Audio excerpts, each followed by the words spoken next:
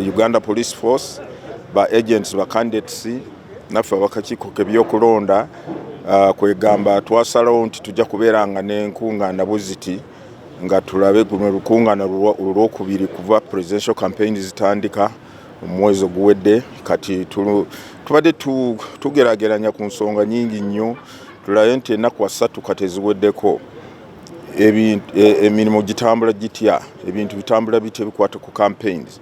Okutwalira wamu ba agents bonna beebaziza basiimye ne baga nti okutwalira wamu bintu kyatambula bulungi, poliisi ekola ogwayo wadde waliwo obuntu butonotono obubeera bujja ne poliisi nayo neeraga naffe ng'akakiiko ne tubabuulira ba agents bye tulaba kusinziira ku biri ku mikutu oba bitulaba ku ma-TV nti engeri ba agents aba candidates abamu tebagondera guidelines n'amateeka agakwata ku ngeri gye balina kola campaigns.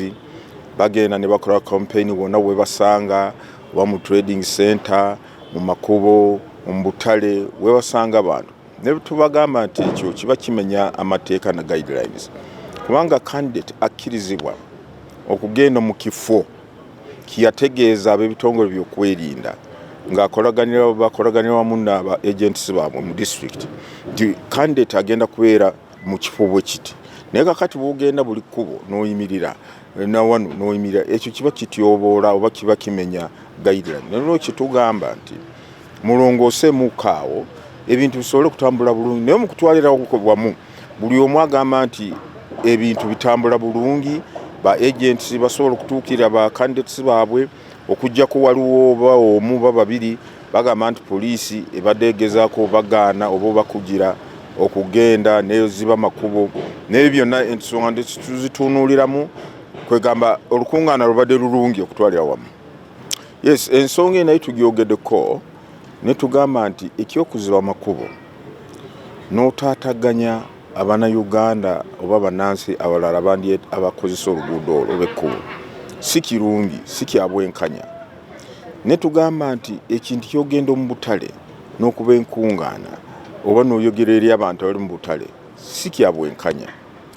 Poliisi negamba tugezezaako nnyo, Mwami Frank Mwesigwa Direct Operations nagamba tugezezaako nnyo okulaba nti tetuleetawo ati okweraliikirira mu ngeri gye tukwatamu aba candidates abatagondera amateeka oba guidelines. Naye babalabula ne bagamba nti kintu tujja kigumiikiriza kubanga ffe nga poliisi tulina okukola ogwaffe, mulimu gwaffe, tulabe nti ebiragiro oba amateeka galina okugobererwa. Guidelines za Electoral Commission zina okugobererwa. Naffe ntubagamba nti banange ba candidates, ba agents, mugambe ba candidates bammwe nti babeere bakkakkamu, babeere bagunvu. Amateeka ge tuteekako gakwata ku buli omu, kabeere incumbent, kabeere candidate gundi, buli omu kimukakatako okulaba nti agondera guidelines za Electoral Commission.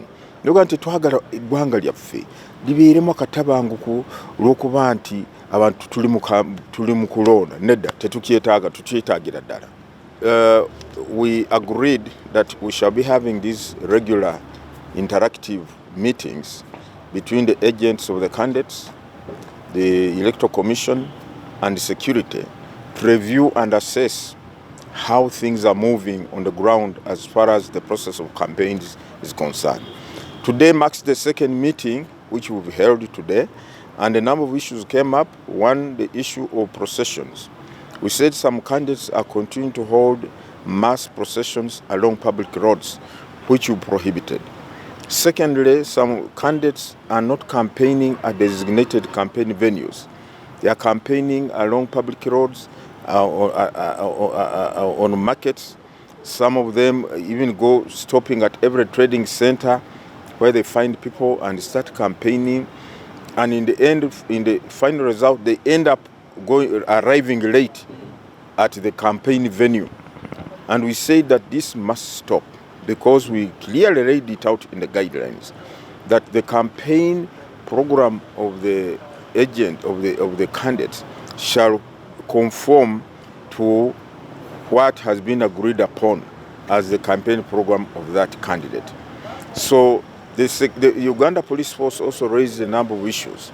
And they said we have been trying to contain ourselves, to restrain ourselves from coming out to forcefully ensure that the candidates comply with the law. But the agents, and I think they will speak for themselves, they have generally agreed that so far the campaigns are moving on quite smoothly with a few glitches here and there, but by and large, the process is moving on smoothly. We have not had any major trajectory or trend that creates another narrative about the whole process. And going forward, we agreed, one, we continue to engage with one another. Two, let the agents restrain their candidates from breaking the law, and many of them have undertaken to take this message to their candidates. Then three, that the Uganda Police Force should ensure that if a candidate is heading to a designated campaign venue, they should not try to block the route going to that place for no reason. Okay, for no reason. So that we do not create some kind of disharmony in the whole process. But also, one thing that emerged was the RDCs. I'm told some of the RDCs are blocking candidates from accessing or from holding the campaigns or the rallies at the designated campaign venue, which is very wrong. I'm going to take up this matter with the Minister of the Presidency, because I understand she's one who, that office is one which is in charge of RDCs, and we want to emphasize that what is taking place is a lawful process in the constitution and governance framework of our country. And secondly, every candidate who was duly nominated and has indicated his campaign program and harmonized with the others is at liberty to get to any part of the country and carry out campaigns at a designated venue.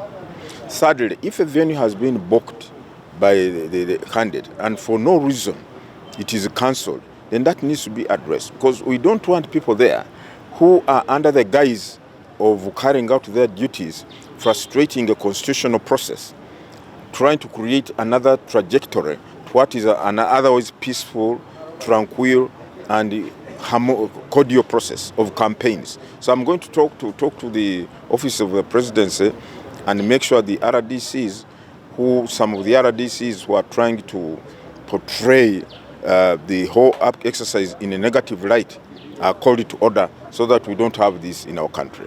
Was the law appearing to be applied in a discriminatory manner? And the police have been advised that, look, the law governing elections cuts across the board. Everybody is subject to the law, be it who or who. Thank you very much. Let me go and listen to petitions. Yeah, that's what I'm talking about, petitions. Mm-hmm. Yes. Now, you know, we have been listening to local government petitions. I think I told you we had received over 200. Today, as we talk now, we have received, I think, over 50 parliamentary petitions. Some are already lined up today. We are going to hear about 19 or 20 petitions today. The petitioners and the people being petitioned against are already here. We're going to start those hearing those petitions, because for us time is not on our side.